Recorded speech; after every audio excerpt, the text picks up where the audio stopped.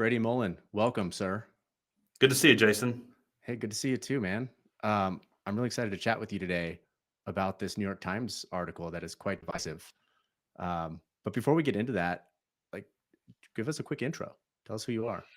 Sure. So my degree's in accounting. I worked in finance for 18 years, and about 15 years into that, something started changing for me. My oldest children were becoming adults, and I started recognizing like, how am I going to help them? Because financial pressure is real, and anybody who hasn't felt it, like then you were probably you don't know what the human experience is like if you've not felt financial pressure, right? It's a real thing, and it taints your life. And I just wanted my kids to avoid that. I wanted to do everything I could to give them the best possible life. I mean, I didn't want to hand everything to them, but I wanted them to figure out how money works. And I'd been in finance for a long time. I built a lot of financial models, and I worked on that industry. And I realized that the most important financial decisions that people make are regarding real estate. And I found it hard to integrate that with my financial planning practice because of compliance restrictions on what I could and couldn't say about underwriting real estate investments and projecting things. And so I tried to do that for years, and I just got there was so much friction to try to make that work that I ultimately sold my practice, and I now work in real estate. I work in the lending space, but it isn't because I absolutely love loans. It's because I felt like I could help a lot of people this way by helping them see the impact, the financial impact of the choices that they make about real estate. So Nice. that article that you're talking about, it literally triggered me, if we can use that term loosely. I was like, Yeah, holy cow, this is awful what's being thrown out here by the New York Times, who's supposed to have authority. And so many people are going to read that. And if they don't know better, they're going to digest it and say, oh, they must be right because they're the New York Times. And it's awful.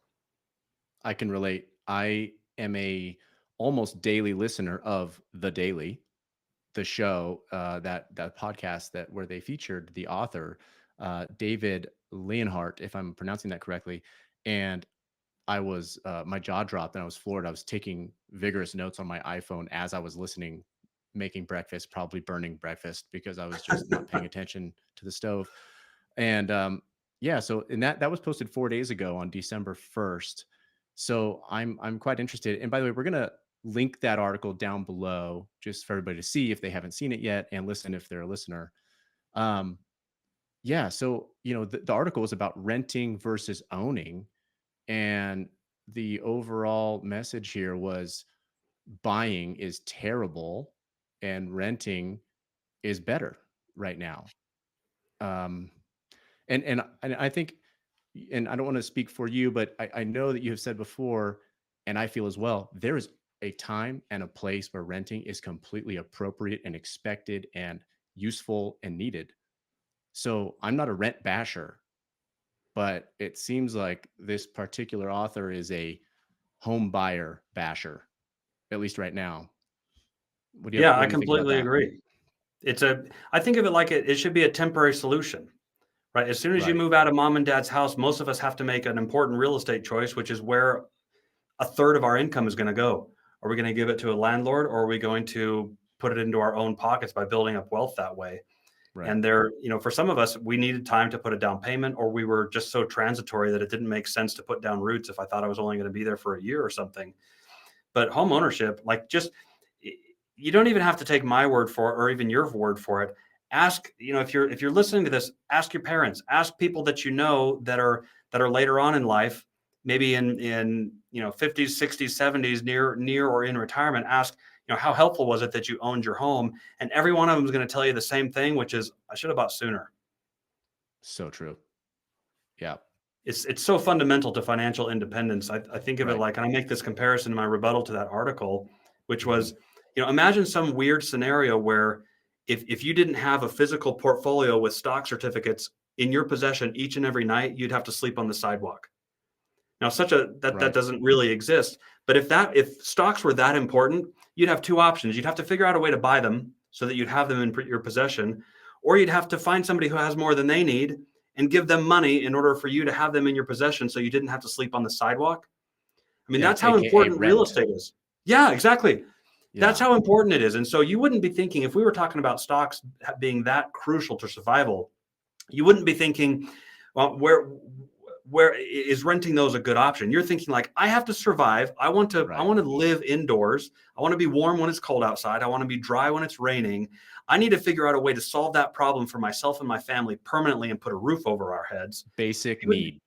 yes, Yep. you would never consider, I want to pay somebody a monthly fee for the rest of my life so that I can hold on to those stocks so I don't sleep on the sidewalk. Oh, and they could always end that contract and say, okay, I'm done with that. I need that back.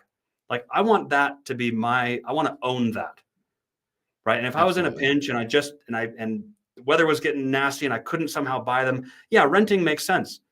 But you should figure out how to solve that problem permanently as soon as you Yes. can, As soon as reasonably. possible. Reasonably. Yes, exactly. So building a path towards making that a permanent solution for yourself so you don't have to be in this rental arrangement where you control fewer of the levers and to your point giving a third of your income to someone else's mortgage. That's quite powerful to think about it in that way.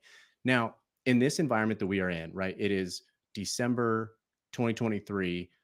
Interest rates have come down a little bit, but they are still astronomically high, and we have not seen home prices fall much in the consideration of these much higher interest rates. So I think it's important to also recognize that affordability is a real challenge for a lot Sure. of people right now.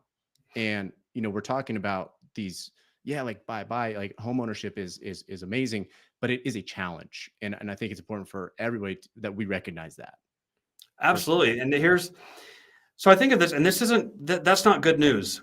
And there's two things that you can do with bad news or just news, good or bad, is you can either digest it or you can deny it. And the I mean, eventually you just have to digest that because afford Mhm. so think about this. There's when we talk about like econ 101 stuff that we learned in high school and college and stuff, there's a line that shows what people are willing to sell things for at different quantities and for certain prices. There's a line at which people are willing to pay at certain quantities and qualities and prices. And where those two intersect, that determines the price of a good or service. And that's generally true in efficient markets. But where real estate is a little bit different is people always think of that because it's true about just about everything else that we buy. We think of that crossover point as the price of the good or service, but real estate is different. Mm, That crossover point is not the value of the house, whether it's 500 or 600 or $400,000. That crossover point is monthly affordability. So I think yes. of that as like it's a fulcrum on this. We've got this teeter totter here with rates on one side and the Mhm. actual price of the house on the other. But what's going to creep up over time with inflation is that affordability monthly number because that's how people shop for homes. That is going to stay relatively stable because it's an inflation based number. It's just not going back. So another way to think of this is if you're looking at a home that's say going to cost you, let's just pick a number, $3,500 a month to live there, Mhm. Mhm. to buy it. That's going to be your Sure. mortgage payment. Okay. That's not going back because that's the fulcrum. Things are Mhm. going to go up and down around that. Like when rates go down, the value of the home is going to creep up, but it's always going to balance around that fulcrum of monthly affordability. And so if rates drop to the point where I don't, it's not going to cost me $3,500 a month to live there. Guess what's going to happen? The price is going to offset that because it's going to flood the market with buyers, and I'm still going to pay $3,500 a month, but I'm going to have to borrow an extra $150,000 because the price of the house is bigger. That part Yep. isn't changing because that's an inflation based number. It's going to creep up all the Right. time, and those two things will revolve around it. There's one exception to that.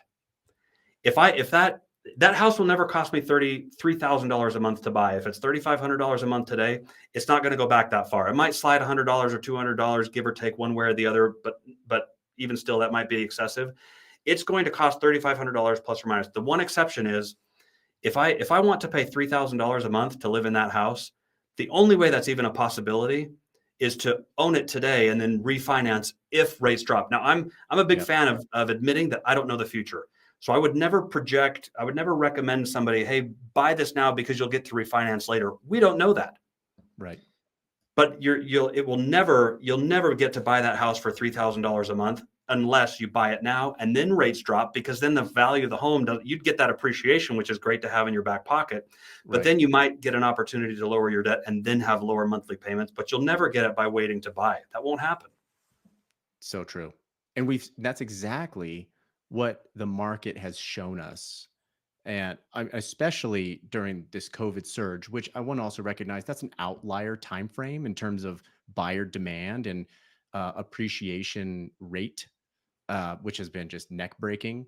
And but even over time, the longer time frame, values have gone up over time. And and as rates go down, buyer demand surges. Rates go up, appreciation slows, and buyer demand slows, and so it follows the inflation curve. Well, and something Good you were point. mentioning earlier was the he mentions in an article something like, well, it's nice if you rent because you don't have to pay for repairs or you don't have to pay for X, Y, or Z. And I think to myself, like, this guy, I don't know why they had, like, he probably thinks he's helping people by saying that. So I'm just guessing he's not an expert, but how that got through the editing at New York Times is beyond me, because, like, in what world is the tenant not paying for repairs in a home? Like, you may not pay the bill, but if you don't think that's baked into the rents, you're nutty. That's It's right. it's the cost is always passed on to the consumer. You're not Always. avoiding the cost of housing because you're Right. renting. That's crazy. Yeah, they can't raise the rates for 1 year, but then the next year they got to recoup all that capex. Who's paying it? You're absolutely correct. And so that's a good point. So there are four ways in which, and I'm going to say a quote here.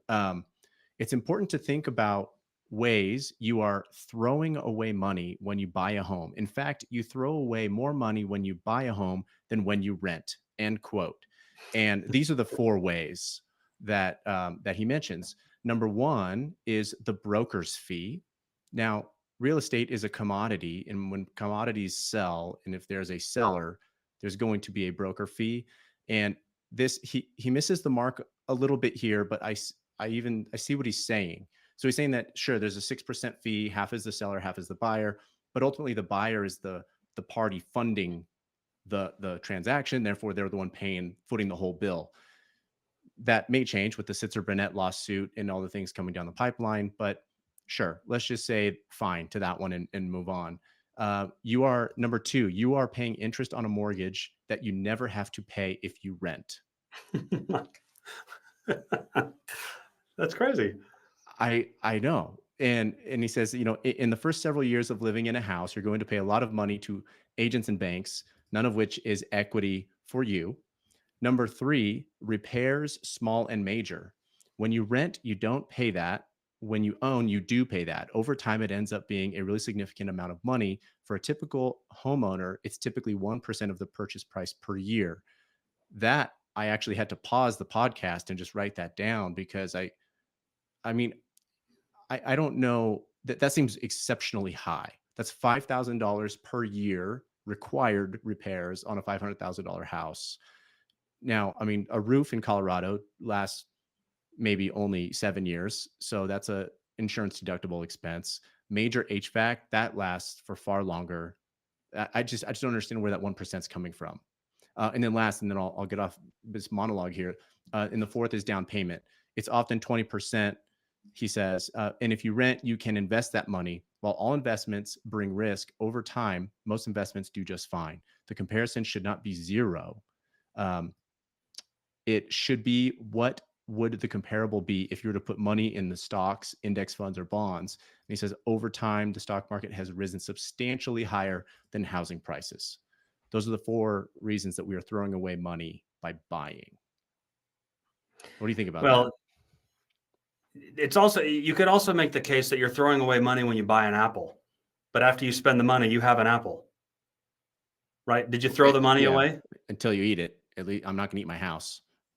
Yeah, Um, but you need it, right? So it's like, right, you could say that's like complaining that spending any money is throwing it away.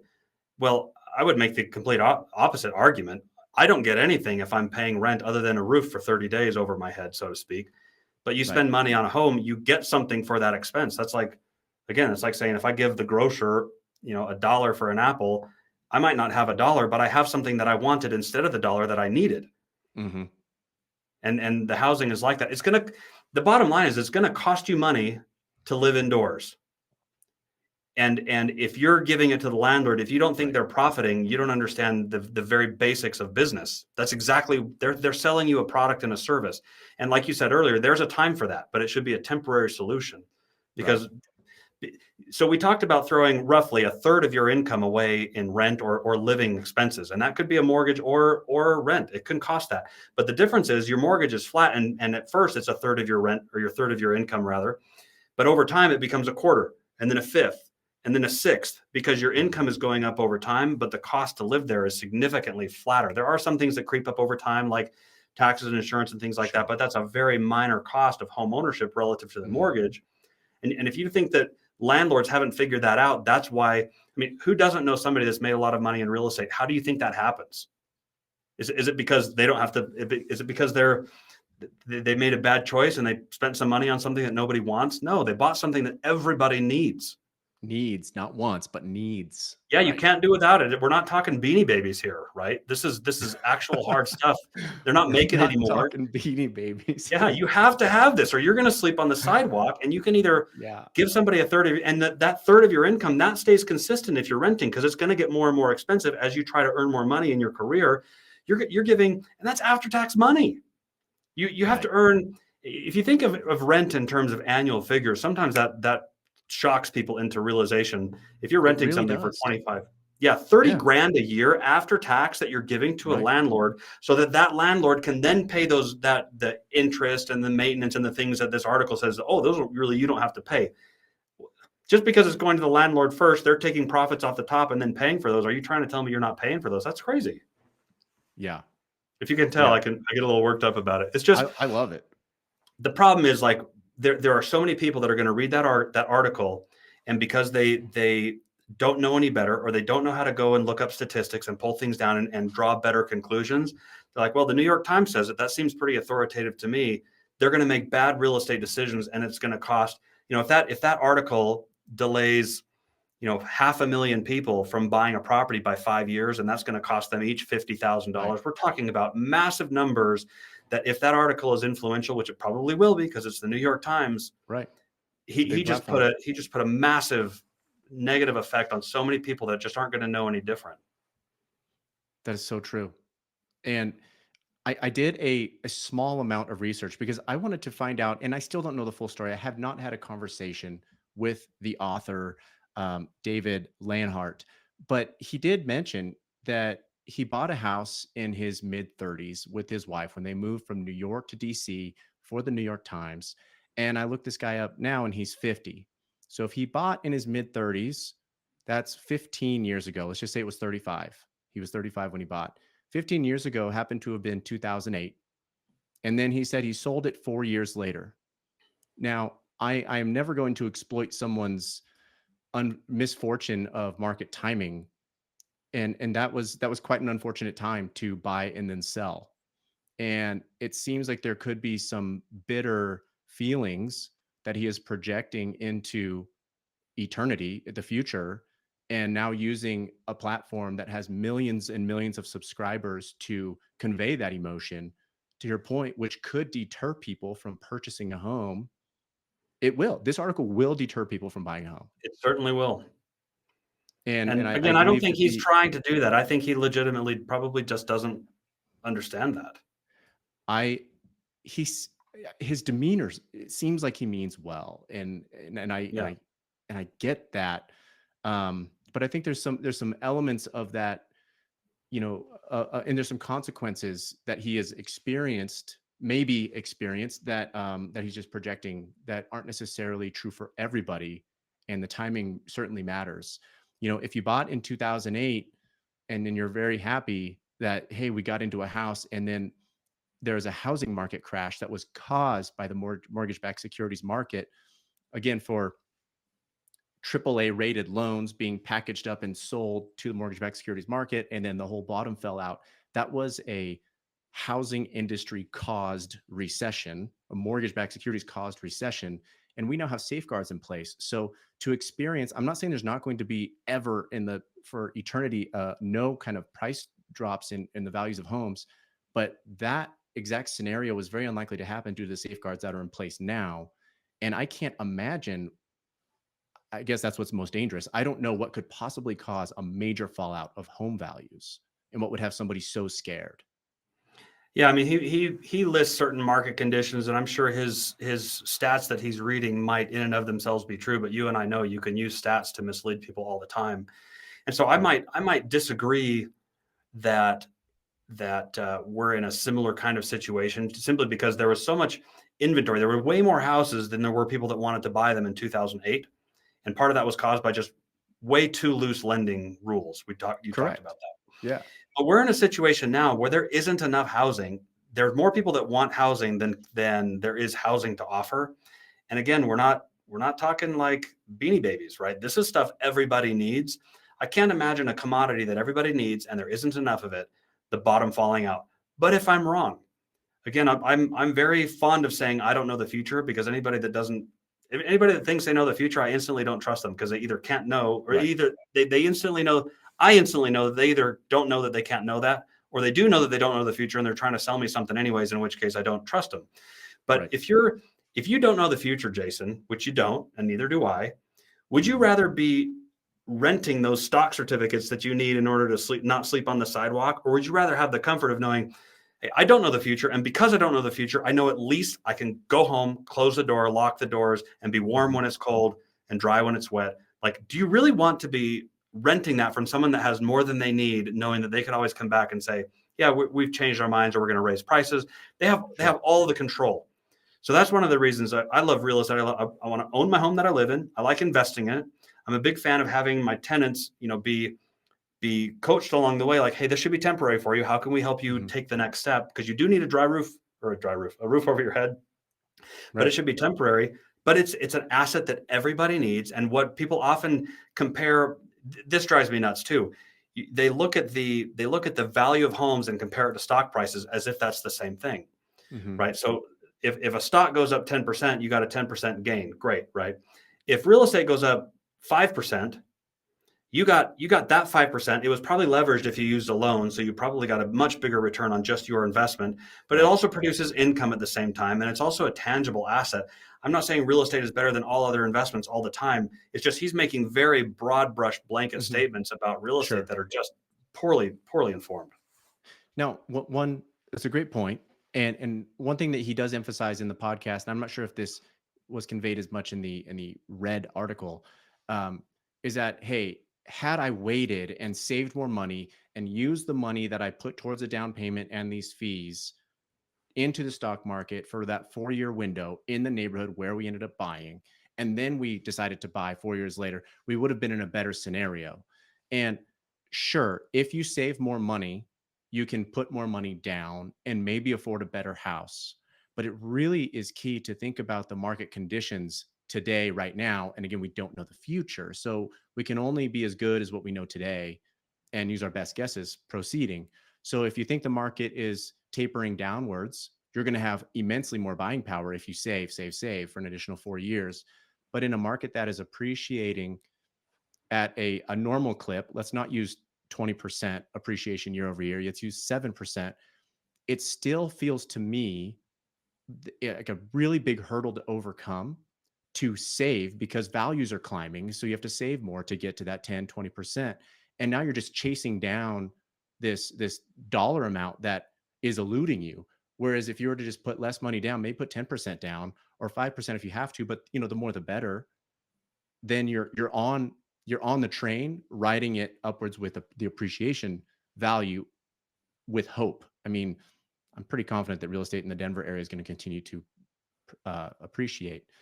But I get his point. Save more, buy more later. Yeah, which is kind of counter to his argument, which is like he just said you should rent, and then he just said you should buy more, right? You should save more and buy Fair, more. It's fair. like it's just uninformed, and the sad. It's not like there aren't people that I can disagree with politely and have open ended dialectic with them, but it's more because he has such a big microphone. It seems almost irresponsible for that to I be. agree. It's going to cost people, and it's one thing like it. I know you well enough to know that you and I share this in common, which is like we can look at numbers and graphs all day long, and I actually find that interesting. That's just part of my nature. But I always try to remember that these numbers and graphs that we're talking about, these translate into families that have real Mhm. children with real birthday parties and weddings and funerals, and they have real hopes and dreams for their careers and their life and their retirement. And these things that we're looking at on computer screens translate into quality of life. And Mhm. he's just snuffed a certain. I mean, he's again, it only matters about it only matters to the degree that it's influential for people. But again, it's the New York Times. Certain people he's cut way back on what they're going to achieve because they're going to wait 5 years and it's going to cost them not just the money but the time, because Mhm. compounding and time have an inseparable relationship. But Right. there's a certain proportion of people where that may have scared them away or just intimidated them from buying at all ever, and they're going to end up someday, just some percentage of people are going to end up 65 or 70 years old and being like, crap, I don't have anything. I thought I could work longer. I thought I could figure this out along the way. I have no equity. I'm paying, 30 years from now, if you're paying $3,000 a month in rent, if that goes up by only three and a half, which is below average, rent is going to be $8,500 a month 30 years from now when your Yeah. mortgage would have been paid off. That's a huge number. That's a Huge. six-figure income. I know Absolutely. that like 85 times 12 is not, well, it's about six figures, but remember that's also an after-tax dollar. So you Yep. have to earn way more than that so that you can pay the landlord $8,500, and that could be gone if you just owned the home. Like how much easier would retirement be with an $8,500 influx into your budget? It Right. just it boggles my mind that that passes as well through the New York Times filter. It should be better than that. I mean, fairly ironically, and I should read the full article here, but there an article came. I'm a New York Times subscriber, and there was an article that came across my email list that said "dying broke" and how many people are living with their kids into elderly age because they don't have the ability to afford a housing expense or go into assisted living. And I mean, these are real implications for people. And real estate is one avenue to help people avoid that dying broke situation. It's my thought on that. Yeah, I mean, I so doing retirement planning for 18 years, just a real simple equation is that for every $1,000 a month in income that you want, you need to save about $250,000. That's a real simple that's a crude estimate because it can depend on age and it can depend on other things. But Sure. so if you expect to be renting in retirement, and let's say it's just 8,000, not 85, although that's even conservative. So if you want $8,000 a month in income from investing later on in your Damn. life, yeah, you're talking about $2 million just to pay housing expenses that you could have had paid off. And the funny thing is, like, it costs less to own a home than to rent one for 30 years. It starts out a little higher, your monthly expense, but it's a flat line and it gets overtaken by rent within a handful of years. And by the time you pay off your house, you spent like 65% of what you spent on rent along the Hmm. way for a similar place. It's actually less expensive to buy a home than to rent one over the same period of time. And you have something to show for it. Right. You Right. own, some asset that's worth, 800 or $1 million or $2 million 30 years from now because Right. they will keep appreciating. Sure. And that approximate, again, major approximation here, that equation was 250,000 saved per thousand that you want in retirement income after retirement, correct? Yeah, so 4,000 would cost you about $1 million, 4,000 Yeah. a month. And that's kind of aggressive. That's even higher than the 4% rule that financial planners use. It's just a rough estimate, but it's pretty aggressive. If you want to be more conservative, you might say 300 grand per thousand. It costs a Wow. lot to produce income for yourself. So one of the best ways to live comfortably in retirement isn't to, well, saving more money is clearly helpful. You can't Mhm. deny that. But one of the most effective things you can do is get rid of that monthly payment that you have to make for a living space. If you can get rid of Right. that, that's a million and a half or $2 million that you don't have to save, that Huge. you would otherwise Huge. have to save if you want to live indoors. If you can't tell, I get really passionate about this stuff. You know, I have to say though, in your Facebook profile banner, it is a picture of a campsite. So it looks like you also like to spend time outside. Yeah, I love that's a backpacking picture that I took with some friends up I in love camping as well, but that's why one of the I know reasons you we live do. in Colorado, right? No, I hear you there. Yeah, a lot. You're passionate about this, as am I, and I just yeah, I really enjoy these conversations. Any other thoughts on this topic or this particular article that we should touch on before we wrap? No, I mean, it's just, I guess in summary, it's just sort of unfortunate that they've got that megaphone, they've got the name of the New York Times Yeah, behind it, and then when people look at people like Jason and Brady talking about, no, it's really important to own your home, they could look at that and think, well, of course you're going to say that. You're a realtor, you're a lender, of I course you're know. going to say that. And I'm thinking like, wait, hold on a second.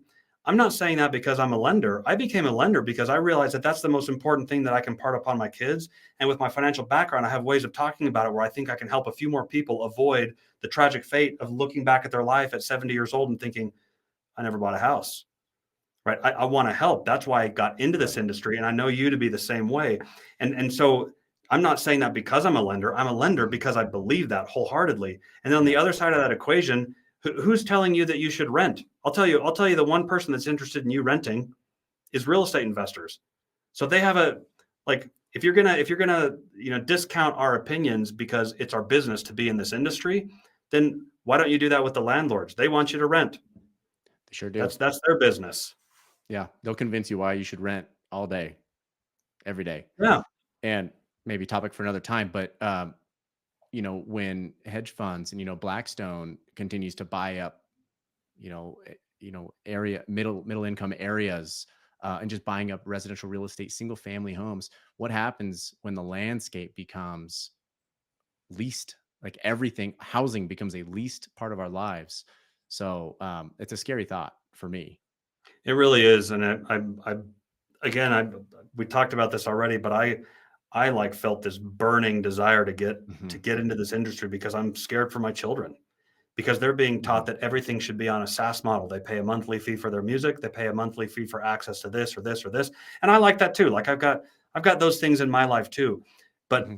I can't buy, almost everything that I spend money on is subject to inflation. It's just going to cost more a year from now than it costs Hmm. today.